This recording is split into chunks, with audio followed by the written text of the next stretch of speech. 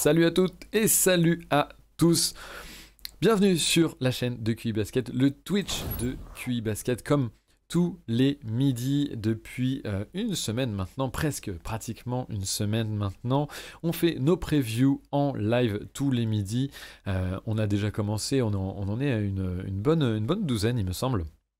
On arrive dans ce milieu de tableau dans chaque conférence avec des équipes intéressantes. Et aujourd'hui, on est avec Jérémy. Comment vas-tu, Jérémy ? Eh ben, ça va très bien, et toi? Ça va très bien, alors qu'on salue Erwan dans le chat, bien sûr, un graphiste de talent qu'on vous invite tous à suivre, le premier à commenter. J'espère que vous serez nombreux à le rejoindre. Encore une fois, n'hésitez pas à commenter. Aujourd'hui, on va se demander s'il y a un peu des fans des Pels, des fans des Bulls ou encore des Pacers, puisque ce sont les trois équipes auxquelles on va s'attaquer dans ces previews ce mardi. Trois équipes, je sais qu'il y a une équipe parmi ces trois-là qui te fait très envie, Jérémy, sur lequel tu as écrit. Je te laisse dire laquelle c'est et teaser peut-être un petit peu pour nos amis viewers qui prennent leur temps aujourd'hui pour venir. Ok, oui, bah alors c'est vrai qu'il y a une team à laquelle je crois depuis quelques années. Je sens que cette année, les Bulls, ça va enfin décoller. Et si ça Enfin, décolle pas cette année, franchement, j'abandonne. vous savez, il nous le promet depuis des années, donc, donc on a un petit peu hâte C'est et mon heure. voilà, exactement. Enfin, l'heure de Jérémy. Il pourra nous le dire, je vous l'avais bien dit, au bout Ah de... oui, non, il suffisait juste de changer 92% de l'effectif, on était bon. Voilà, c'était quand même... voilà, on te laissera ton plaisir. On ne dira pas C'est qu'il vrai. aurait fallu changer l'ensemble du roster pour que tu aies enfin raison. Et nous, d'abord, on va s'attaquer aux Pelicans. Vous l'avez peut-être vu tout à l'heure dans le partage d'écran. Je pense qu'on peut commencer tout de suite. Et puis, je pense que ça amènera du monde. Les Pelicans, donc, vous le voyez avec bien sûr Zion Williamson en première couverture, une illustration de Jordan QI Basket. N'hésitez pas à aller le suivre. Lui aussi, autre graphisme, décidément la team QI Basket déborde de talent. Les Pels donc, un résumé, disons encore un petit peu médiocre, 31 wins pour 41 défaites, alors que Steph rentre dans le 5. Xavier qui nous suit, ça fait plaisir, merci à toi. Je vois que la team prend son temps pour venir, c'est par vague, c'est pas plus mal. Les Pelicans donc, 31 wins pour 41 défaites, 11e de la ligue, 11e attaque, 22e défense la saison passée, porté par un Zion Williamson déjà extrêmement bon, qui a pu jouer beaucoup plus de matchs que la saison précédente, sa rookie year, et qui du coup a vraiment fait montre de tout son talent, mais on y reviendra. Et puis soutenu par un lieutenant de choix en la personne de Brandon Ingram. Dans ses standards, hein, plus de 29% des points inscrits par son équipe viennent de l'ailier, de l'ex-ailier Lakers. Mais en dehors de ces deux-là, c'est vrai que l'équipe plafonnait un petit peu. Steph qui passe en coup de vent, mais qui reviendra, il n'y a pas de souci, Steph. On le sait bien, et puis tu participeras aussi, j'espère, à d'autres lives avec nous futurs. Les Pelicans qui patinaient un petit peu autour de son duo, le feat avec Lonzo ne fonctionnait pas, ou en tout cas n'élevait pas plus haut que ça le plafond, notamment offensif de l'équipe. Bledsoe, lui, était totalement en perdition. Steven Adams dans la peinture, pareil, certainement une de ses pires saisons dans la ligue. Et tout autour de ça, un manque de volonté défensive flagrant, hein, 22e défense, c'est ça clairement qui leur fait rater la marche du play-in, et donc qui les fait stagner à une moyenne faible à l'ouest. Derrière tout ça, pas mal de changements, finalement, pas mal de changements chez ces Pels-là, et je vais pouvoir peut-être vous partager l'écran de notre preview pour pouvoir regarder un petit peu le in and out, le point sur le roster, le 5 majeur, toutes ces choses-là, comme d'habitude. D'abord, un changement majeur qui n'est pas un changement de joueur, c'est un changement de coaching staff. Alors que Benjamin est avec nous dans le chat, bonjour à toi. Exit Exit Van Gundy. En tension avec les joueurs, notamment Zion et Ingram, on y reviendra encore une fois, ça va être un sujet pour la fin de cette preview. Un coach, on le sait, très old school, qui fait plus vraiment l'unanimité parmi les joueurs, qui a du mal maintenant à s'imposer, à imposer ses méthodes. L'arrivée donc à sa place pour le remplacer de Willie Green, ex-assistant coach à Golden State, mais plus récemment aussi aux Suns finalistes. Donc forcément ils sont très auréolés, les Suns en ce moment. Et ça donne tout de suite du crédit à ce coach. Alors n'y voyez pas trop d'ironie de ma part, c'est surtout j'espère pour lui que tout marchera. Néanmoins ça reste un assistant coach qui effectuera sa première saison en tant que head coach, ce sera sa première expérience. On verra ce que ça donnera. J'avais dit dans la preview du Magic, mais c'était vrai pour d'autres franchises, qu'avec un groupe jeune, avoir un coaching staff qui pouvait vraiment parfaitement s'intégrer, être entendu par les joueurs, c'était extrêmement important. Donc c'était plutôt un bon move, je pense, de la part des Pels, de ne pas persister avec Van Gundy, avec lequel ça a priori ça ne fonctionnait pas. Il y a la draft de Trey Murphy, on aura peut-être le temps d'y revenir rapidement. Et puis surtout, le départ de Lonzo Ball contre Temple et Satoransky en direction des Bulls. On y reviendra pour le coup encore plus dans la partie sur les Bulls. Et enfin, l'arrivée de Devonte Graham contre un pick 22 et Wes Iwundu. Alors qu'Elorn nous rejoint dans le chat, grand plaisir de t'avoir avec nous, Elorn, encore plus pour cette preview des Pels. Tu vas pouvoir un petit peu nous dire, nous donner ton avis sur ton équipe et bien évidemment nous aiguiller, nous compléter sur ce qu'on pourra dire. L'arrivée de Devonte Graham, donc, et c'est un peu là-dessus que je vais te lancer après avoir beaucoup parlé pour présenter ces Pels-ci, qui certainement va être une des potentielles améliorations de ce roster. Devonte Graham, c'est... alors moi, je t'avoue que j'étais assez ignorant par rapport à lui et ce qu'il pouvait apporter. Je pense, Jérémy, toi, tu es beaucoup plus conquis par rapport aux joueurs et tu vas pouvoir nous dire ce qu'il peut apporter à ce roster des Pels.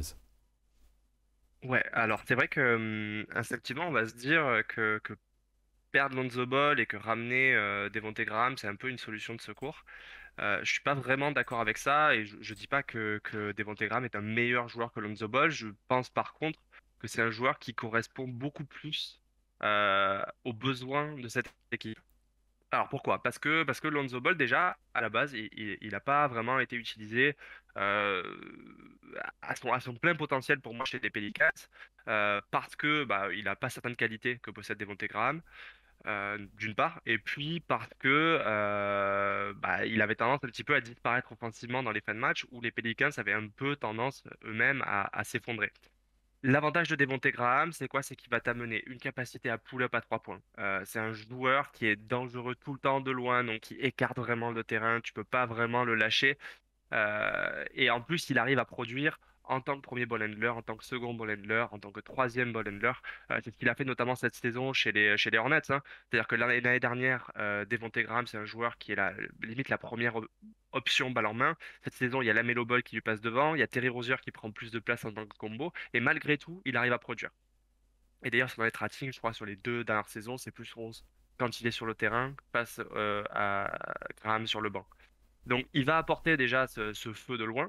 Il va apporter du playmaking. Et là-dessus, franchement, il n'est peut-être pas du niveau d'un Lonzo Ball, mais vu comme il était utilisé, Lonzo, c'est pas vraiment gênant.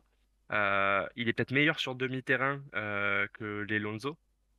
Défensivement, pareil, on en parlera plus tard, mais c'est un joueur tout à fait correct et même sûrement supérieur à la moyenne du poste. Et puis, il a ce truc, c'est que dans les fins de match, il est dangereux.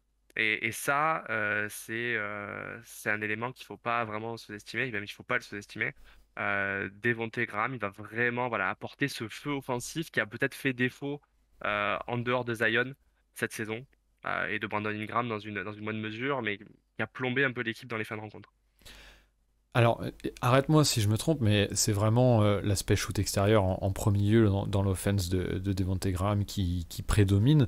C'est peut-être un joueur, du coup j'ai pris le temps de regarder un petit peu, c'est peut-être un joueur qui est plus limité sur le drive, la finition au cercle, et pour aller attaquer le panier. Donc tu me dis, hein, sauf Ouais, si j'ai ouais, non, fait. c'est vrai, c'est vrai, c'est pas un super finisseur dans la raquette. C'est pas un joueur qui va s'aventurer énormément non plus dans l'entre-deux à mi-distance. C'est vraiment un joueur voilà, qui pull up, qui shoot à 3 points, qui prend du tir. Par contre, c'est pas un shooter efficace dès qu'il rentre dans les voilà, qui rentre dans la peinture. Mais ce qui est Et donc intéressant, sa finition n'est pas super. ouais. Ce qui est intéressant malgré tout, puisque, et on en vient déjà au point Nickeil Alexander Walker, qui était déjà très souhaité par Elorn dans le chat, et toi-même Jérémy qui nous lançait Elorn là-dessus, Je l'ai senti. comme s'il en avait besoin, hein, vraiment.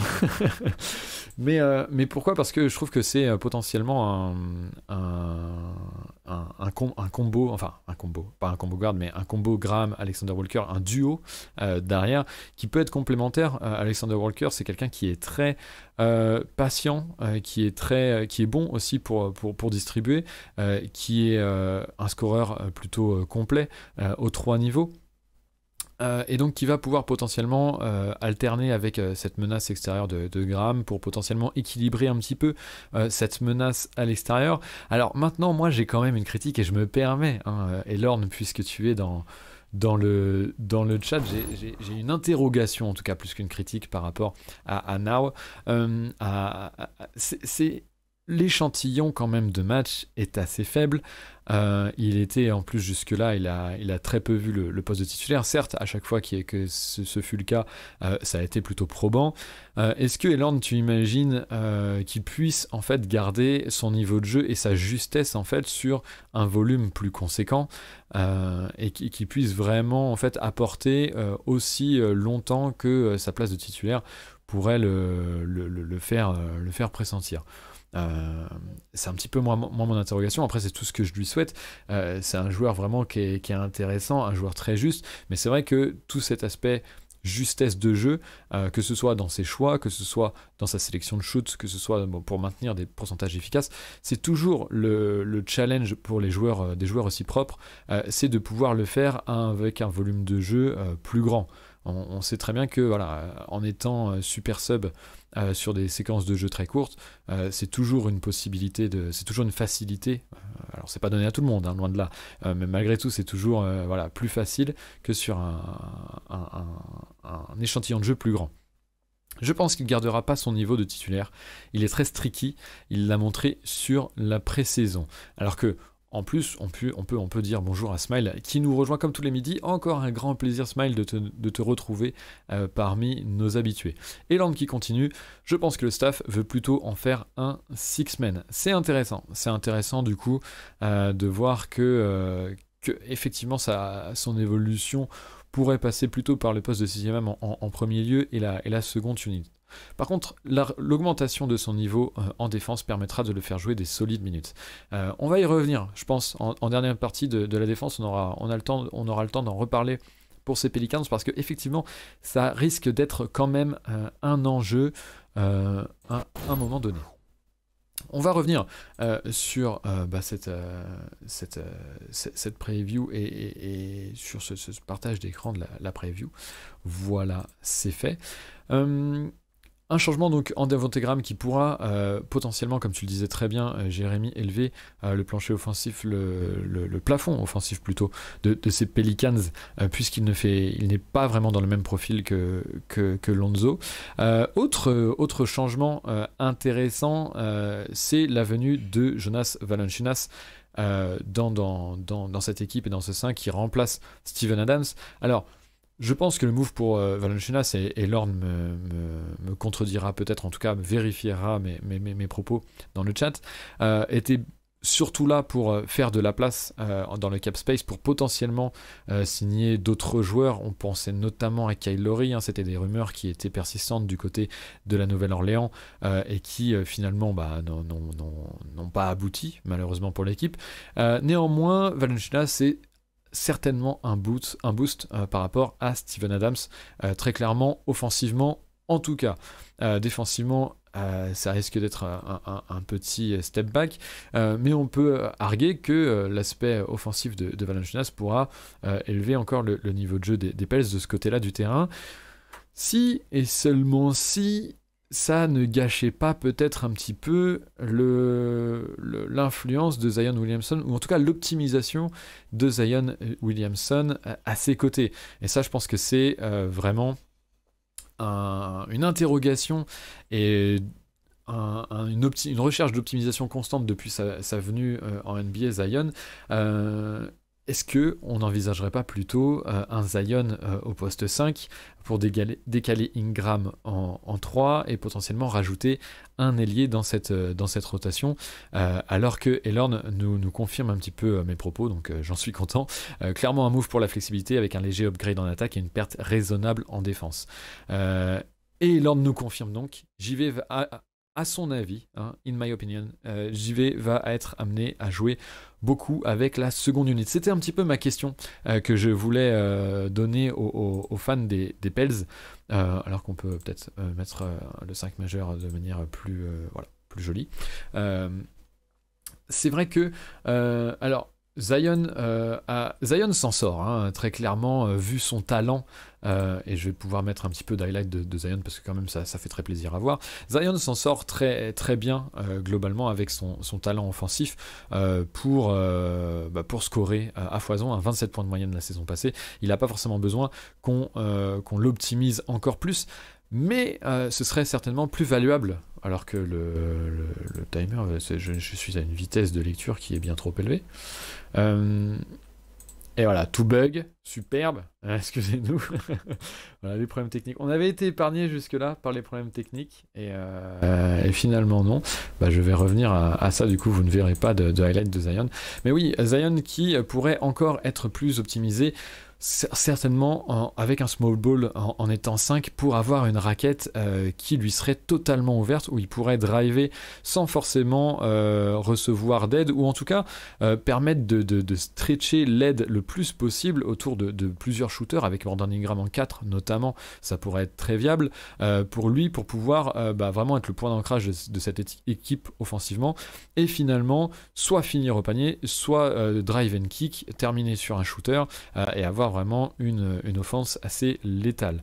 Le coaching staff semble plutôt vouloir mettre Zion balle en main et laisser tomber pour l'instant l'idée de le faire jouer poste 5. Après, je pense pas que ce soit totalement totalement contradictoire en réalité. Je pense que tu peux le laisser en 5, mais lui donner les clés, en fait, le laisser driver en ayant un 5 out avec 4 shooters en fait autour de lui. On va beaucoup dépendre de l'évolution de Jackson Hayes pour le poste 5, à voir s'il peut être faible sur un temps de jeu conséquent, 20-25 minutes. Donc on voit en tout cas que c'est un sujet à ce niveau-là. Qu'est-ce que tu en penses, Jérémy, sur ces potentiels ajustements dans le 5? Alors, je pense que de toute façon, quand on parle de 5 c'est souvent, enfin, on met en avant une question de statut et par le statut, Jonas Valanciunas sera effectivement starter. Ce qui n'est pas en fait un mal, parce que ce qui compte, c'est sur les 48 minutes de jeu, combien de temps tu es vraiment optimisé.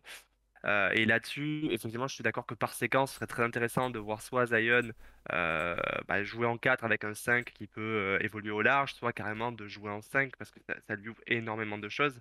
Imaginez un Zion qui se retrouve balle en main à faire du drive avec des pivots beaucoup plus courts et beaucoup plus lents latéralement, ça reste, voilà, ça reste un petit peu un fantasme, hein, parce que quand on voit ce qu'il a fait cette saison, alors qu'il y a Steven Adams et d'aucuns diraient que le meilleur défenseur de la saison passée sur Zion, c'était Steven Adams. Euh, on peut se dire qu'effectivement l'optimisation est pas là et qu'il y a des choses à faire. Je suis d'accord aussi avec Elorn que on va probablement voir Valanciunas jouer beaucoup avec la seconde unité et que Jackson Hyde et son évolution va être à suivre. Comme d'ailleurs comme d'autres joueurs, hein. Je pense que Now c'est le cas. Je pense que Kyra Lewis c'est le cas.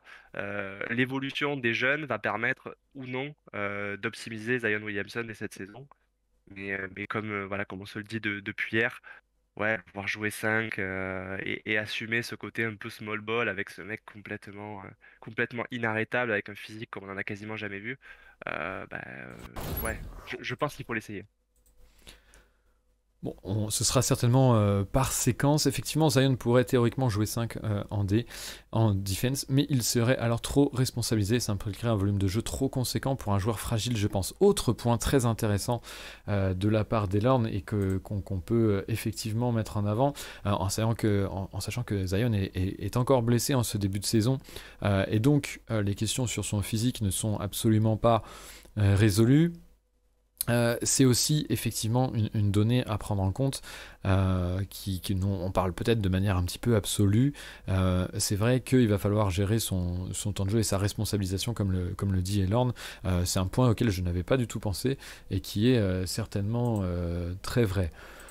En tout cas, par rapport à Valanciunas, le fait même de le mettre dans cette seconde unit sera, je pense, intéressant pour le plancher de la seconde unit, tout simplement, et pour que quand les titulaires soient potentiellement reposés, il puisse y avoir un niveau minimal plutôt correct.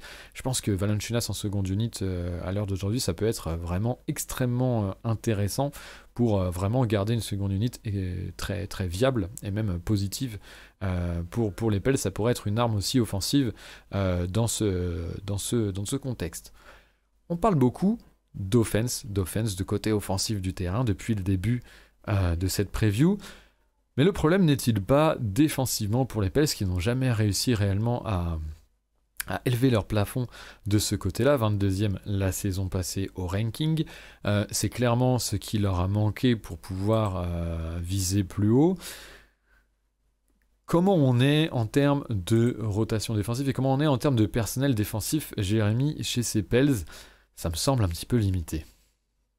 Alors, en fait, c'est le problème qu'on a rencontré, je pense, avec les Pelicans ces dernières saisons, c'est que en soi, là, le personnel s'est un petit peu dégradé défensivement, mais on avait un personnel défensif qui était très intéressant.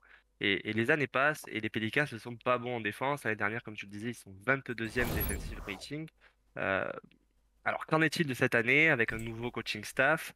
Il en est que pour moi, on a quand même quelques bonnes individualités défensives. Je pense en premier lieu à Josh Hart, qui est probablement le meilleur défenseur extérieur de l'équipe. Je pense à Devonte Graham, qui vient d'arriver et qui est un bon défenseur extérieur, et qui peut collectivement être intéressant aussi dans les aides. Un joueur comme Brandon Ingram, qui normalement n'est pas un poids en défense et qui n'a fait aucun effort, j'ai l'impression, depuis qu'il est chez les Pelicans. Et puis Zion avec son physique incroyable et qui n'arrive pas à en tirer profit. Moi, ce que je pense, c'est que cette équipe, elle est censée être quand même meilleure défensivement que ça si elle se met à faire les efforts et si elle se met à vouloir défendre tous les soirs. Peut-être que le coaching staff va aider, mais je pense qu'il y a quand même beaucoup une notion d'effort quand il y a autant de joueurs qui sont physiquement athlétiques et physiquement puissants. Je crois que c'est ce qu'on disait d'ailleurs l'autre jour sur les Kings. À un moment donné, le coaching staff peut faire ce qu'il veut. S'il n'y a pas les efforts qui sont produits, ça marchera pas. Et donc quand je regarde bah, voilà, l'effectif, je me dis qu'il y a suffisamment de joueurs avec un bon potentiel physique qui peuvent être de bonnes rotations, notamment par exemple Garrett Temple qui vient d'arriver. Peut-être Wayne Gabriel qui avait montré de belles choses par séquence. Jackson Hayes qui est un fric et qui a les arguments notamment pour être un défenseur dans la peinture qui compte. Je pense que ces Pelicans, voilà, s'ils sont en mission et s'ils se disent que le temps presse pour eux, on en parlera d'ailleurs, je pense, un peu plus tard, ils ont les armes pour remonter dans le defensive rating. Et même si ça arrive 15e, 16e, ça suffira déjà à avoir une progression et aller chercher de nouveaux matchs. Bah, c'est ce que j'allais dire, d'autant plus que, et comme le dit Elern, le problème étant qu'en l'état, le niveau de Zion et Brandon Ingram en défense, c'est notre plafond de verre. S'ils ne montrent pas de progrès dans ce domaine, il faudra mettre fin à ce duo. C'est un peu la conclusion vers laquelle on tendait également, dans le sens où si eux ne font pas les efforts défensifs, en fait, je trouve que l'upside en fait du restant des joueurs, malgré des profils quand même intéressants à ce niveau-là, je trouve que cet upside-là n'est pas assez grand en réalité. Alors, on pourrait arguer a contrario, qu'il y a des jeunes joueurs encore qui peuvent se développer de ce côté-là du terrain, qui n'ont pas du tout atteint leur plafond en termes de potentiel. Je pense encore une fois à Nickel Alexander Walker, hein, qui est plutôt longiligne, a une bonne envergure, pourrait faire montre d'un potentiel défensif intéressant. On pense notamment aussi à Trey Murphy qu'ils ont drafté, qui a un profil intéressant, un ailier extrêmement propre au shoot et qui a un potentiel défensif intéressant, notamment collectivement, et qui est déjà vraiment assez polyvalent à ce niveau-là. C'est néanmoins, on parle néanmoins de jeunes joueurs qu'il va falloir développer. Et tu l'as un petit peu introduit, Jérémy, on a une pression de la part de Zion, en tout cas de son entourage. Il y avait un grand article sur The Athletic à ce propos. Est-ce que finalement le problème des Pels, c'est pas l'urgence un petit peu Zion posée par lui, par son entourage en termes de pression, mais aussi posée par l'interrogation autour de son physique et comment en fait on envisage cette équipe en ayant finalement une timeline un petit peu tronquée par cette pression que met Zion. Et est-ce que c'est vraiment des rumeurs auxquelles il faut croire? Peut-être Elorn sera encore plus versé sur ce dossier-là. Qu'en penses-tu? Tu parlais malgré tout, pardon. Je cherche mes mots. Tu parlais, Elorn, malgré tout, du fait de potentiellement pouvoir éclater ce duo-là pour peut-être, je ne sais pas, tu me diras, choper des assets en termes de draft ou peut-être de joueurs pour viser autre chose. Comment on envisage en fait cette timeline chez les Pelicans avec cette pression de Zion? Ah ben, je la trouve un peu dommageable cette pression. Alors effectivement, comme tu le dis, je pense qu'elle vient de deux aspects. Elle vient des interrogations autour de son physique, qui fait que probablement lui-même se dit que il faut aller vite. C'est possible que ça dure pas 15 ans pour lui en NBA, donc il faut gagner maintenant, surtout que individuellement, il a déjà le niveau d'un joueur qui peut gagner maintenant, offensivement en tout cas. Et puis, il y a toutes les questions effectivement autour de la manière dont il est entouré, le coaching et de l'entourage qui semble considérer qu'il serait mieux dans une plus grosse franchise, avec un plus gros marché, avec la difficulté peut-être d'attirer de plus gros joueurs autour de lui. Et effectivement, cette pression-là, réelle ou pas, mais en général, quand The Athletic sort ce genre d'article, il y a toujours un fond de vrai, hein. On l'avait vu notamment autour des Clippers et des problèmes avec Kawhi Paul George. Euh, Quand ce genre d'article sort, généralement, ils sont fondés. Et ça pose beaucoup de questions parce que les Pelicans ont énormément de tours de draft dans les années à venir. Ils en ont pris beaucoup chez les Lakers, ils en ont pris énormément chez les Bucks. Ils ont fait beaucoup d'échanges qui leur a permis de récupérer des tours de draft à droite à gauche. Ils ont beaucoup de jeunes joueurs qui sont considérés à potentiel. Je le disais tout à l'heure, on a Kira Lewis, on a Now, on a Jackson Hayes. Maintenant, il y a Trey Murphy qui vient de s'ajouter, qui peut être intéressant. Et en fait, la question, voilà, c'est est-ce qu'on a le temps de développer ces joueurs-là? Et si dans le lot, il y en a deux qui vraiment ont un plafond qui est très loin et qui arrivent à aller chercher ce plafond-là, on a une équipe qui est très compétitive. Ou est-ce qu'on n'a pas le temps? Et dans ce cas-là, ces joueurs-là, en fait, si cette saison, on voit qu'ils n'y arrivent pas, il faut déjà commencer à échanger pour aller chercher des vétérans. Il faut déjà limiter leurs minutes pour la donner à des joueurs qui, dans quelques années, ne seront plus là. Et là, ça change toute la timeline de ces Pelicans, qui deviennent soit une équipe à fort potentiel qui peut vraiment jouer d'ici 2 ans le haut de la conférence Ouest, ou ça devient une équipe voilà, qui va vraiment dépendre des choix qui vont être faits par le general manager dans les mois à venir ou dans l'année à venir. Ça va être une année, je pense, un petit peu charnière. Et Elorn nous oriente bien. Je pense qu'il y a une possibilité dans l'éclatement potentiel du duo Zion-Brandon Ingram. En réalité, lui nous dit impossible de jouer au niveau avec ces deux ailiers aussi faibles en défense. Et il nous dit, je pense que ce serait plutôt des joueurs pour prolonger le roster compétitif qui nous intéresserait si on venait à faire un trade. C'est vrai qu'on peut très bien imaginer un trade qui échangerait Brandon Ingram contre non pas un asset intéressant ou des assets intéressants en termes de draft, parce que comme tu l'as dit Jérémy, c'est une franchise qui a encore des choix et qui a déjà des jeunes à développer potentiellement, mais ça pourrait être un trade pour avoir plusieurs pièces, des role players solides pour entourer Zion, qui défensivement apporterait et pourrait peut-être compenser le niveau de jeu du jeune Pelicans. Et potentiellement ramener cette compétitivité pour le satisfaire et pour le prolonger. On va parler des Pacers tout à l'heure. Voilà, c'est ce genre d'équipe avec énormément de role players plus très solides mais qui a un plafond très bas.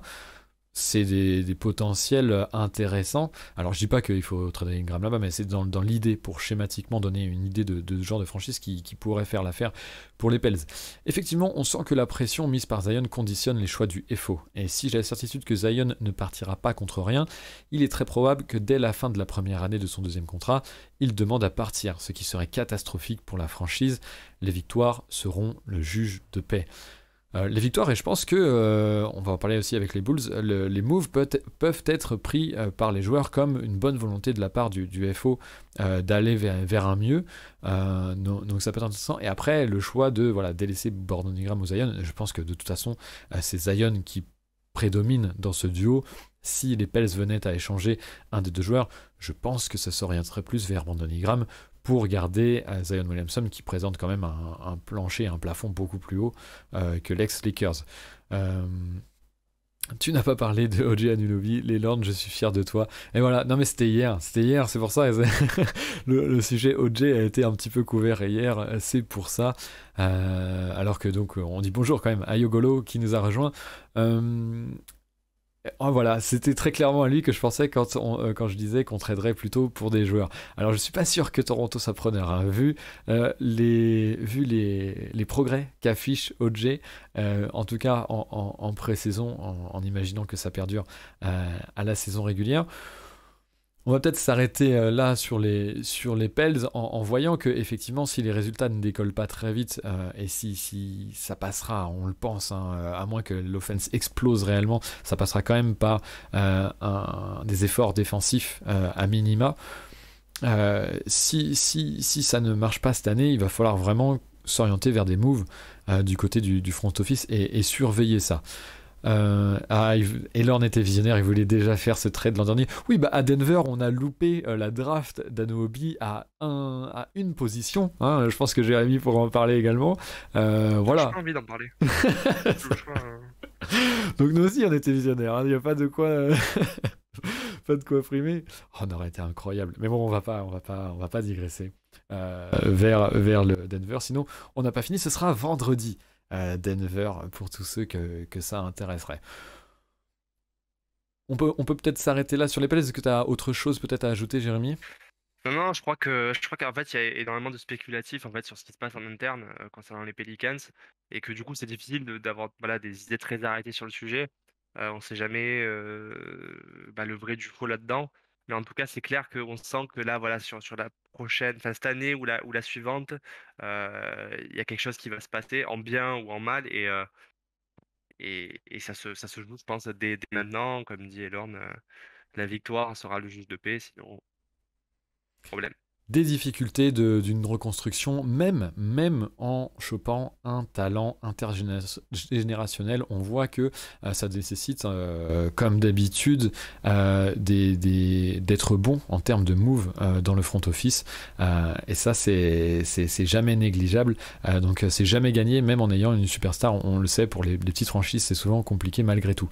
En tout cas, comme d'hab, super taf de votre part. Je continuerai de suivre vos previews au fil de la semaine. Merci beaucoup. Elorn, et si vous ne pouvez pas assister au live le midi, sachez qu'il y a la rediffusion sur YouTube. Bien évidemment, tous les soirs, on rediffuse les 3 previews séparément sur notre chaîne YouTube. N'hésitez pas à aller voir ça.